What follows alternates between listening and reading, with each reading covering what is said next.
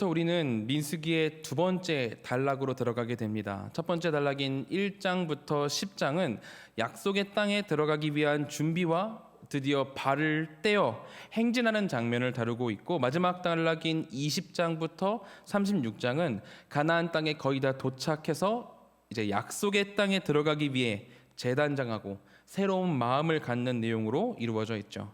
그리고 오늘부터 시작하는 11장부터 19장까지가 중간 단락이 되는데요. 오늘로부터 이 11장부터 19장 이 9주 동안 나눌 이 중간 단락은 성도님들이 들으실 때 좀 짜증이 나는 내용이 될 겁니다. 왜냐면은 이 단락이 이스라엘 백성들이 광야에서 왜 그 고생을 해야 했는지를 나타내는 나열해 놓은 단락이기 때문입니다.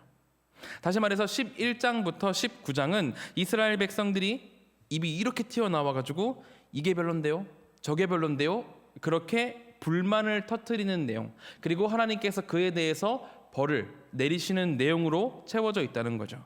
사실 이스라엘 백성들이 터뜨린 이 불만이 그들이 왜 40년을 광야에서 빙빙 돌아야만 했는지를 설명해 줍니다.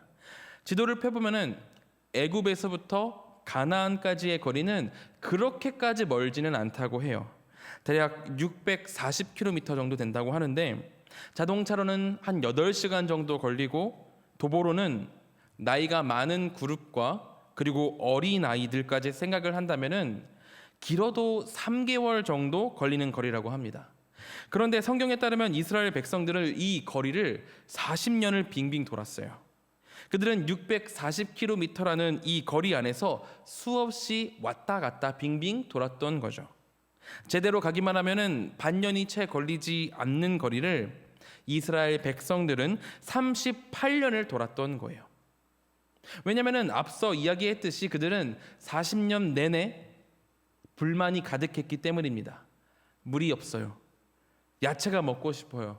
고기가 먹고 싶어요. 정말 다양한 여러 가지 이유로 그들은 수없이 불평과 불만을 주님 앞에 털어놓았습니다. 하나님께서 백성으로 선택하시고 인도하셨음에도 불구하고 성숙하고 성장한 모습으로 보답하는 것이 아니라 내내 유치하게 유아적인 모습을 보인 게 이스라엘 백성들이었습니다.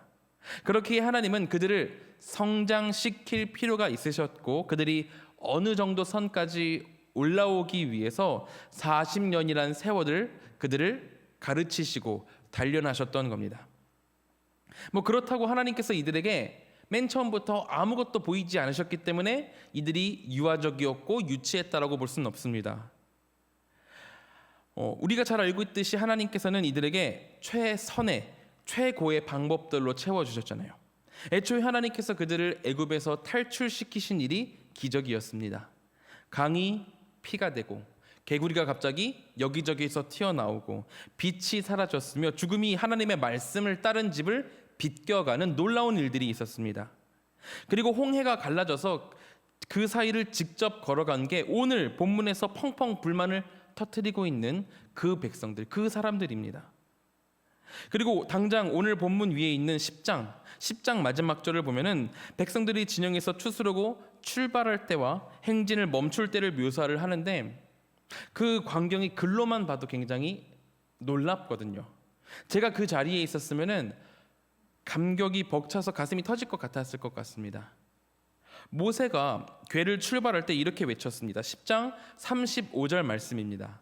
궤가 떠날 때에는 모세가 말하되 여호와여 일어나사 주의 대적들을 흩으시고 주를 미워하는 자가 주 앞에서 도망하게 하소서 하고, 백성들이 진영을 떠날 때 영험한 기운의 바람이 싱싱 소리를 내면서 불고 하나님의 구름이 뭉게뭉게 그들 머리 위에 펼쳐졌습니다. 하늘 위를 가득 메웠어요. 그리고 레위인들이 궤를 메고 출발할 때 모세가 외치는 거죠. 여호와 하나님이시여 일어나셔서 주님을 대적하는 자들을 주님과 우리의 앞길에서 도망쳐 흩어지게 하소서.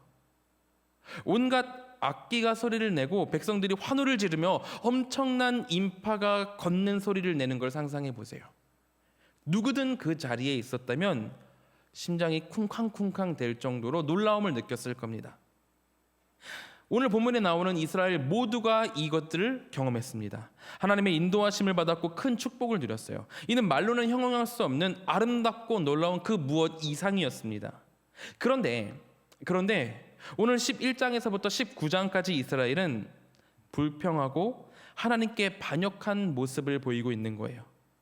이스라엘의 악행이 9개의 장을 거쳐서 차례대로 나열이 되고 있는 거죠. 그렇다면 민수기의 기자는 왜 이 짜증 가득한 내용들이 성경을 차지하도록 만들었을까요? 모세는 왜 민수기에다가 이 짜증들을 기록했고, 이 불명예스러운 기록은 우리에게 무엇을 말해주는 걸까요? 그건 첫 번째로 이 책은 마치 수험생의 오답노트 같기 때문입니다. 수많은 그런 수험학 선생님들이 그러죠. 좋은 수험생이 되기 위해서는 몇 가지 습관을 들여놓는 것이 좋은데 그중 한 가지가 오답노트를 만드는 거라고 말을 합니다. 학생들이 문제를 풀고 채점을 하면은 틀린 문제가 나오잖아요. 그런데 대부분의 학생들은 문제를 채점을 하면서 정답에만 관심을 둡니다.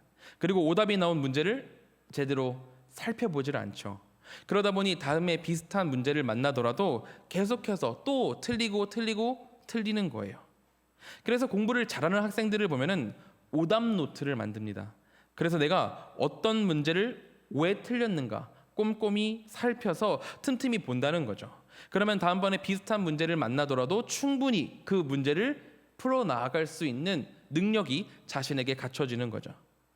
오늘 본문에 들어있는 11장, 19장도 마찬가지입니다. 이 단락은 출애굽 1세대 사람들이 대체 왜 가나안 땅에 들어가지 못했는지 그 이유를 설명하는 사건만 선별적으로 기록한 장들입니다.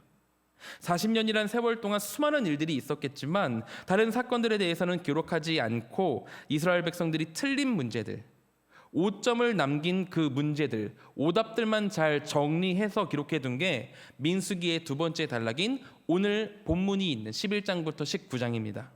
그렇기에 백성들은 이 단락을 읽으면서 우리가 얼마나 악했는지, 우리의 부족한 것은 무엇이었는지, 그리고 이 책을 읽는 내가 깨닫지 못했던 죄악은 무엇이었는지를 발견했을 겁니다. 회개함으로 다시 하나님 앞으로 돌아와서 참된 하나님의 길을 걸어가게 되는 계기가 됐을 거예요. 그리고 나라는 악한 자를 용서하시고 땅을 허락하신 하나님의 은혜가 얼마나 큰지를 깨달았을 거예요. 죄인에게 내려진 하나님의 은혜가 내가 얼마나 죄인인지 알수록 더 크게 느껴졌다는 거죠.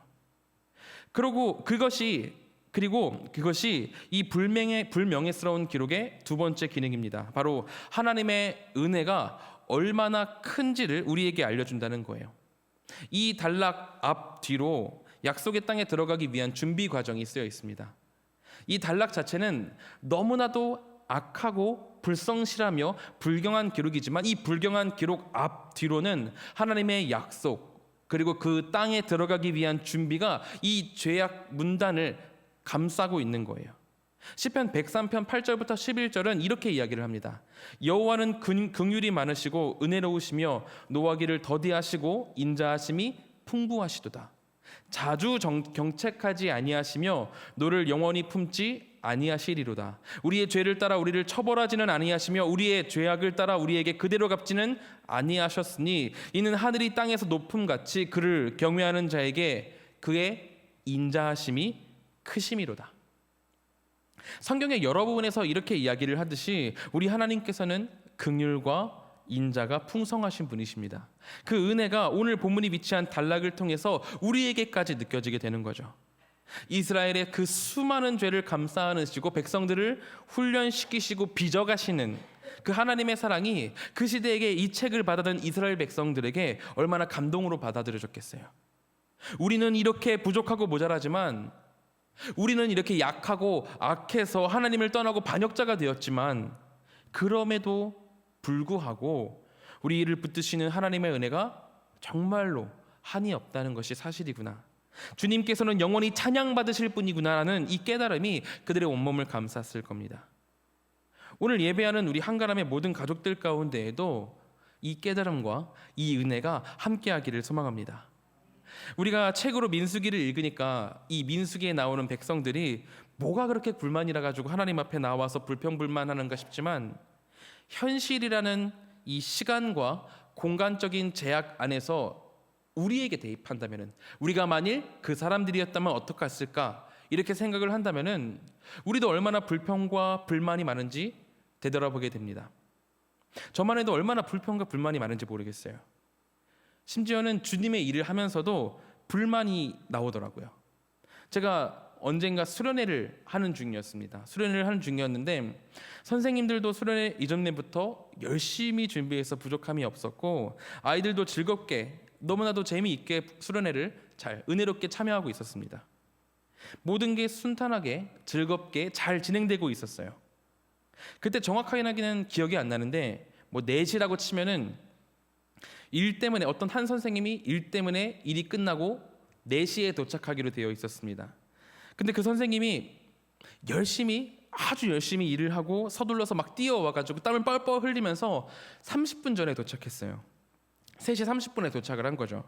약간 일손이 부족한 상황이었기 때문에 저는 속으로 이 선생님이 이제 거기로 바로 투입되면 되겠다 이런 생각을 했었습니다. 그런데 선생님이 숨을 돌리느라 당장 필요한 곳으로 들어가지 않고 옆에 앉아서 쉬고 있는 거예요. 저는 또 혼자 속으로 부글부글 되는 거죠. 왜 빨리 안 갈까?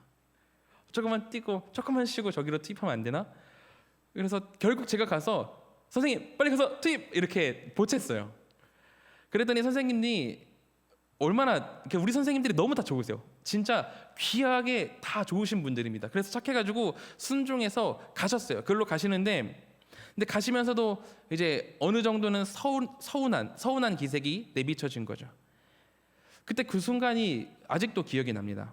선생님에게 죄송하기도 하고 나는 대체 뭘 하려고 이렇게 욕심을 내고 있는가라는 생각이 들더라고요. 수련회는 사실 잘 진행이 되고 있었고 선생님은 원래 오시기로 했던 시간보다 서둘러서 30분을 일찍 왔습니다. 그런데 나는 왜 더 욕심을 내고 빠릿빠릿하지 못한 것에 대해서 불평과 불만을 하고 있나라는 생각이 들었던 거죠. 선생님이 혹시라도 선생님이 마음이 그냥 팍 상해버렸으면 어쩔 뻔했어요. 차라리 성경학교 오지 말고 밖에서 쉬고 오는 게 나을 뻔했죠. 이렇게 인간은 내 중심적인 생각과 만족을 위해서 점점 더 많은 욕심들을 마음에 품게 된다는 겁니다.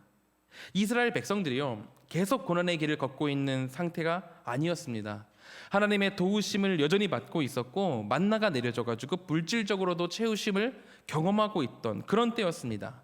그 풍족함에도 불구하고 이스라엘은 더 큰 만족과 편함을 위해서 불평, 불만을 쏟아냈습니다. 이와 마찬가지로 우리도 언제 어디서 그리고 어떤 상태에서 불평과 불만을 터뜨릴지 모르니 우리는 주의해야 됩니다. 이 상황에서 다만 우리가 해야 할 일은 이렇게 불평, 불만이 가득한 이 부족한 이 사람을 자녀로 삼으시고 예배할 수 있도록 허락하신 우리 주님의 은혜를 기억하며 또 감사로 나아가야 한다는 거죠. 오늘 우리 예배하고 있는 우리 모두 하나님 앞에 감사함을 고백할 수 있기를 바랍니다. 인간으로서는 도저히 이해할 수 없는 깊은 인내가 우리 하나님께 있습니다. 그 은혜로 우리가 이 자리에 있게 된 거잖아요. 오래 참으시고 우리를 그래도 사랑한다 말씀하시며 주의 길로 인도하시는 우리 주님 앞에 큰 감사로 나아가는 우리 모두가 되기를 바랍니다. 다시 본문으로 돌아와서 11장 1절부터 3절은 세 구절로 이루어진 아주 짧은 에피소드인데요. 민수기가 두 번째 단락을 시작을 하면서 11장을 시작하면서 이 세 구절로 되어 있는 짧은 에피소드로 시작하는 이유는 이 이야기가 민수기 두 번째 단락의 개요, 전체 개요 역할을 하기 때문입니다. 이 세 구절로 이루어진 작은 이야기에는 향후 나타나게 될 이스라엘의 수많은 잘못들의 개요, 요약이 담겨 있습니다. 마치 사사기에서 이스라엘이 잘못을 하면 하나님이 벌을 주시고 백성들이 부르짖고 주님이 돌보시고 다시 이스라엘이 죄를 짓고 하는 이 죄의 굴레가 계속되는 것처럼 1절부터 3절에도 이스라엘의 죄의 굴레가 담겨 있어요. 1절을 보면은 백성이 이렇게 토로해요. 악한 원망 또는 불평의 말을 하나님 앞에 내놓았다고 말을 하죠. 그게 하나님께 들렸는데 그게 뭐였는지는 구체적으로 나와 있지는 않습니다. 하지만 하나님께서 노를 바라실 정도의 불평이면 아마도 이 악한 말은 직접적으로 하나님을 원망하거나 하나님께 불평을 토로하는 그런 말이었던 것으로 보입니다. 의식주의 원망을 넘어서서 악한 말, 하나님께서 악한 말이라고 표현하시는 그 말이 나왔으니 그것은 분명히 하나님의 운행하심과 통치에 대한 직접적인 비평과 불만이었겠죠. 그렇게 백성들이 악한 말로 불만을 표시하자 하나님은 진영에 불을 붙이셔서 벌을 주세요. 그것을 발견한 백성들이 불이 전체적으로 퍼질까봐 걱정하며 부르짖고, 이에 모세가 하나님께 기도하니 불이 꺼졌다라고 나와 있습니다. 이 내용, 죄를 범하고 벌을 받고 구원이 있고 다시 또 죄를 짓고, 이 굴레가 11장부터 19장까지 계속 이어지니 사사기 이전에도 이미 이스라엘은 죄의 굴레를 계속해서 돌고 있었던 거죠. 그리고 이제 이 짧은 개요가 끝나고 4절부터 이스라엘이 벌인 구체적인 죄악에 대한 이야기로 넘어가게 됩니다. 4절 제가 한번 읽어보겠습니다. 들중에 섞여 사는 다른 인종들이 탐욕을 품음에 이스라엘 자손도 다시 울며 이르되 누가 우리에게 고기를 주어 먹게 하랴. 이스라엘이 출애굽을 하면서 아마도 다른 민족들과 함께 나왔던 것 같습니다. 영어 성경은 이 다른 민족들을 뭐라고 번역을 하냐면은 어중이 떠중이 혹은 폭도들이라고 번역을 하고 있어요. 이런 어중이 떠중이들이 광야에 같이 나오고 거기서 하나님을 의지하지 않고 자신이 뜻하는 대로 살며 거기서 만나만 먹다 보니까 실증이 났던 거 봐요. 그들이 무리를 동요하기 시작했습니다. 우리가 애굽에 있을 때에는 생선과 신선한 야채와 향신료를 먹었는데 지금 여기에서는 만나밖에 없으니 이게 말이 되느냐? 하나님은 대체 뭘 하고 계신 거냐라는 불만이 토해지고 있는 거죠. 주류 이스라엘이 아닌 그냥 다른 일부 어중이 떠중이들이 말했지만, 그들의 말이었지만, 불만이었지만 이 불만은 삽시간에 이스라엘 전역으로 퍼지기 시작했습니다. 작은 탐욕이었지만 탐욕이라는 이놈은 하나님 사람의 부패한 욕망을 부추기고 자극해서 하나님께서 베푸신 은혜와 사랑을 잊어버리게 만들었어요. 부패한 욕망을 분출시키는 촉진제가 돼서 이스라엘 백성 모두를 타락시키고 있는 겁니다. 그들이 본문에서는 뭐라고 말하냐면은 이 모든 음식들이 무료로 우리에게 제공되었었다라고 말을 해요. 애굽이 우리에게 이것을 무료로 주었다라고 말을 해요. 하지만 그것은 어디까지나 그들이 노예 일을 해서 노예의 삭스로 받은 일이었습니다. 완전히 노예 의식에 찌들어 가지고 애굽이 감사하게도 그런 것들을 무료로 줬다, 이렇게 이상한 말을 하고 있는 거예요. 또한 하나님께서 아무것도 안 주신 것도 아니었어요. 만나를 주셨잖아요. 오늘 본문에도 어떻게 나오냐면은 8절을 보면은 이 만나를 갈기도 하고 찢기도 하고 삶기도 하면서 여러 가지 방식으로 굉장히 즐기고 있었다라는 것을 이야기해주고 있습니다. 만나라는 것이 그냥 똑같은 맛으로 똑같은 것만 먹는 것이 아니라 여러 가지 다른 방법으로 우리가 모두 즐길 수 있도록 하셨다라고 하나님께서 이미 말씀을 해주고 계신데, 하나님의 은혜는 이렇게 넉넉했고 이스라엘을 먹이시고 입히시는 축복이 매일 아침마다 그들 위에 내려왔음에도 불구하고 어중이 떠중이 등의 이 작은 불만은 삽시간에 이스라엘 전체적으로 퍼져나갔던 겁니다. 이것은 위에 1, 3절에서 하나님의 귀퉁이에 불을 내신 것과 같습니다. 하나님은 불을 진영 귀퉁이에 내셨지만 이내 그 불이 온 진영으로 퍼질 듯하자 백성들이 울부짖으면서 구원해달라고 소리를 지르죠. 이 불의 특성과 마찬가지로 이스라엘의 죄 이뿐만이 아니라 우리가 짓는 죄는 작은 부분에서 시작해서 전체로 쉽게 퍼져나가 버려요. 음식에 조금 핀 곰팡이가 이내 모든 음식을 집어삼키듯 죄는 큰 전염성을 가지고 있습니다. 현대 교회 내에서 벌어지는 악한 일들만 보더라도 모든 것은 작은 것으로 시작해서 크게 번져나가는 것으로 볼 수 있죠. 교회의 모든 문제들은 작은 이권, 작은 욕심, 작은 미움에서부터 시작합니다. 우리는 이것을 주의해야 해요. 하나님께서 가나안 땅을 정복할 때 이스라엘에게 요구하셨던 것은 하나였습니다. 그곳에 있는 모든 죄의 뿌리를, 세상의 기준들을 다 해결하라는 거였어요. 깨끗하게 없애서 정복시키고, 완전히 정복시키고 너희들이 그 땅에 들어가라는 거였어요. 깨끗하게 정복하고 하나님의 나라를 새로 세워가라는, 하나님의 뜻을 그곳 가운데 새로 세워 나아가라는 말씀을 이스라엘에게 주셨는데, 이스라엘은 전부 다 해결하지 못하고 그들을 종으로 삼거나 산 위로 쫓아내는 것에 만족해 버렸죠. 그렇게 만족한 결과가 어땠나요? 결국에는 그 대적들이 내려와 가지고 세력을 넓히고 이스라엘을 공격해 수세기를 고생하게 만들었습니다. 현대를 살아가는 우리가 건강한 공동체, 바른 그리스도의 몸을 세워가는 것은 작은 죄, 세미한 악을 떨쳐내는 것에 달려 있습니다. 교회에서 일어나는 대부분의 갈등, 내가 저 사람에게 서운한 거, 이런 거에 엄청 큰 이유가 있는 게 아니잖아요. 인사를 조금 어색하게 한 거, 아니면은 아무렇지 않게 내뱉은 언어, 작은 오해, 이런 자잘한 것으로부터 우리 공동체 안에 미움과 다툼, 오해가 시작되곤 합니다. 공동체를 죄에 물들게 만드는 것도 마찬가지죠. 작은 타협, 적당한 합리화가 우리 현대 교회를 얼마나 망가뜨려 놓았는지를 우리는 역사를 통해서 보게 됩니다. 1940년도에 시작한 WCC라는 모임이 있죠. 우리가 모두 잘 알고 계실 겁니다. 세계교회의 연합이라는 타이틀을 가지고 교회의 연합을 위해서 만들어진 단체였는데, 그 단체가 조금씩 몸을 불리다 보니까 어떤 걸 하냐면은 복음의 주요한 요소 중에서 하나씩 빠뜨린 단체들도 모임에 참여하게 하는 거예요. 작은 타협이 여기서부터 시작되고 있는 거죠. 세계교회의 연합과 대화를 하겠다라면서 자격 요건을 점점 넓히다가 보니까 교회가 아닌 곳, 자칭 교회인 곳이 들어오게 되면서 결국 작은 타협으로 시작한 일이 걷잡을 수 없이 커져가지고 이상한 모임이 된 거예요.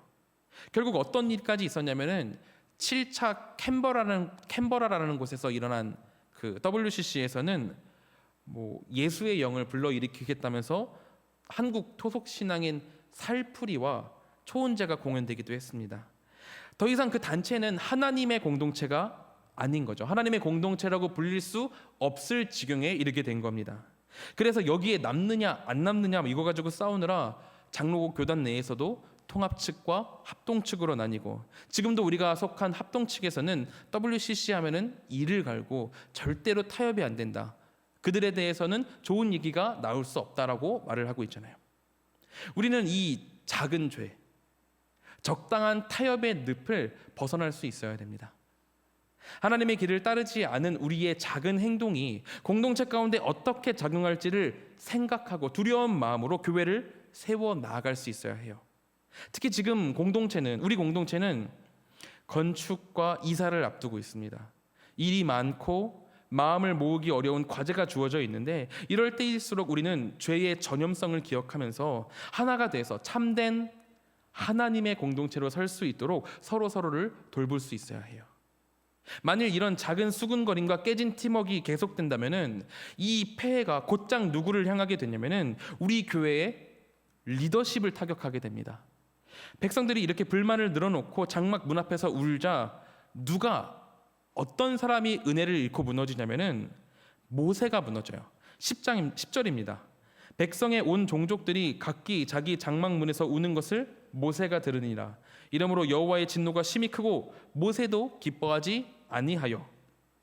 이 뒤로는 모세가 하나님께 불평을 터뜨리는 내용이 담겨 있습니다. 이스라엘 공동체가 이렇게 악해져서 불평이 가득하자 그 스트레스와 무게감이 이스라엘의 리더십인 모세를 타격했습니다. 모세는 그 전까지 은혜롭던 모습을 잃고 하나님께 따지기 시작해요. 하나님, 왜 나한테 이런 백성을 맡기셔가지고 짐을 지게 하십니까? 왜 이 백성들을 나한테 맡기셨습니까? 내가 나았습니까? 왜 유아적인 이 백성들을 내가 안고 하나님이 보내신 곳까지 내가 얘들을 업고 가야 됩니까? 왜 내가 책임을 져야 합니까? 라고 불만을 토로하죠. 우리 공동체 가운데 작게 들어온 불평과 공동체 가운데 들어온 조그마한 불만이 공동체 전체에 퍼져서 결국에는 그 리더십인 모세에게까지 영향을 미치고 하나님 앞에 큰 죄를 범하도록 한다는 겁니다. 이게 왜 큰 죄냐면은 모세가 그렇게 불평 불만을 했을 때 하나님께서 뭐라고 대답을 하시냐면은 하나님께서 이렇게 말씀하세요. 여호와의 손이 짧으냐라고 화를 내시죠. 오늘 본문이었던 이게 하나님의 손이 짧으냐라고 말하는 게 사람들이 하나님의 도우심을 구하지 않았다라는 이야기하고도 같은 거예요. 하나님의 도움을 부정하는 수준에까지 이르게 되었기 때문입니다. 그리고 하나님께서 메추라기를 보내셔서 고기를 먹을 수 있도록은 하셨지만 결국 11장 마지막에서 무슨 일이 일어나냐면 무리가 그 고기를 입에 넣고 이가 고기에 닿기도 전에 씹기도 전에 하나님께서는 하나님의 도우심을 믿지 않은 것에 대한 하나님의 손이 짧은 것으로 그들이 그렇게 불평과 불만을 터뜨린 것에 대한 벌로 수없이 많은 백성이 벌을 받아서 죽게 하십니다. 하나님께서 강한 팔로 치세요. 작은 불만이 점점 눈덩이처럼 불어나서 수많은 자들이 목숨을 내놓아야 할 정도로 큰 범죄가 되었다는 거예요. 그러므로 우리는 이것을 기억하며 긴장하고 주의해야 합니다. 교회 공동체는 로봇처럼 그냥 팔 딱 붙이고 다리 붙이고 배 붙이고 이런 이곳저곳 파트를 붙여놓은 그런 모임이 아닙니다. 한 몸이고 한 유기체입니다. 그렇게 우리가 교회에 내어놓은 어떠한 행동이 어떤 결과를 불러일으키게 될지를 충분히 생각하고 결정을 해야 됩니다. 사실 우리 모든 성도님들, 이곳에 앉아 계신 모든 성도님들이 이거를 잘 알고 계실 거예요. 저보다 훨씬 많은 세월을 사셨고 교회에서 먼저 섬기시고 하나님을 먼저 사랑해 오셨으니까요. 다만 교회를 위한 아름다운 선택이 무엇인지를 한 번 더 고민하고 책임지는 선택을 해야 한다고 작은 사역자가 우리 믿음의 선배님들께 말씀드립니다. 한가람 교회가 하나 되어서 잘 극복함이 필요한 이때 이사도 해야 되고 건물도 지어야 되고 코로나에서 이겨내서 우리가 활발히 움직이도록 역동적으로 나아가야 되는 이 때를 주님께서는 지금 우리 시대에 주셨습니다. 주님께서 지금 내가 교회를 다니고 내가 장로님이고 내가 권사님이고 내가 집사님인 이때에 교회 공동체를 잘 이끌어야 하는 시기를 내려주셨다는 거예요. 이 때가 나에게 주어졌음을 기억하고 사명 다해 교회를 섬겨가는 우리 모두가 되기를 진심으로 축원합니다.